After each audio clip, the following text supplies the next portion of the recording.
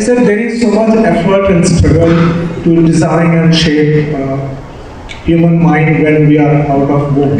Is there any way you know, sir, to design human mind when we are inside womb? That's my question. At home? Is that what you're asking? Inside womb. Whoa, whoa, whoa.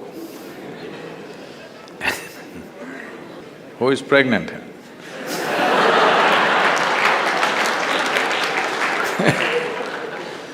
If you do not know this, maybe in northern part of the country it's largely almost gone totally. In south it's still little alive in the villages, but there also it's wiped out quite a bit. If you do not know this, from preconception to conception to various stages of pregnancy and delivery, and as long as the mother is feeding the child, there's an entire established process in this country as to how a woman should eat, what she should do, what kind of people she should interact with, what kind of form she should look at, what kind of form she should not look at, what kind of sound she should hear, what kind of sound she should not hear. All this was very much there. But we must also understand life has changed. Today women are going to work, they have to get into that horrible bus where they're pushed around, it doesn't matter she's pregnant. And all kinds of things, all kinds of fumes, all kinds of sounds, all kinds of noises, all kinds of abuse, every kind of thing happening to her. In some way, we're doing that to the child also. There is no job in the country or in the world where you can take off for 1.5 years and get back to the job to fulfill this. For various reasons, we are not taking the business of manufacturing the next generation of people with sufficient care.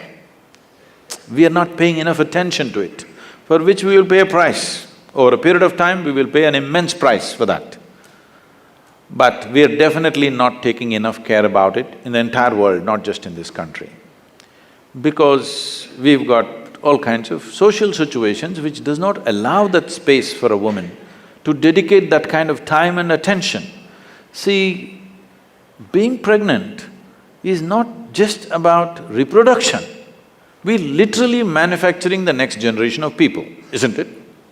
Is it not important, of all the products that you produce on this planet, is it not most important that we produce wonderful human beings for the future generation? Is it not the most important thing? But we have created a social situation and an economic situation where there is no such possibility to take care of these things. To whatever extent individual women or individual families can take care of it, they can take care of it, but for the larger society it's out of question because things have changed, you can't turn it back just like that. The intelligence of the body is such, if you already do not know this, if a woman delivers a male child, the quality of the milk that she produces is in a certain way. If she delivers a female child, the quality of the milk is totally different. If she delivers twins, one male and one female, one breast will ooze certain type of milk, another breast will ooze another kind of milk. This is the level of intelligence invested in this body. We have to treat it with that much care. This is not some crude machinery. This is the finest piece of technology on the planet, isn't it? Yes or no?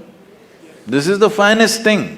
In the entire evolutionary scale, these millions of years of work that nature did to produce this, but in our desperation for economic well-being, I think we are not paying the kind of attention that this needs, the kind of care that this needs so that this can function at the highest level and can also produce human beings for the future who are of a certain kind. So how to develop the brain when they're in the womb?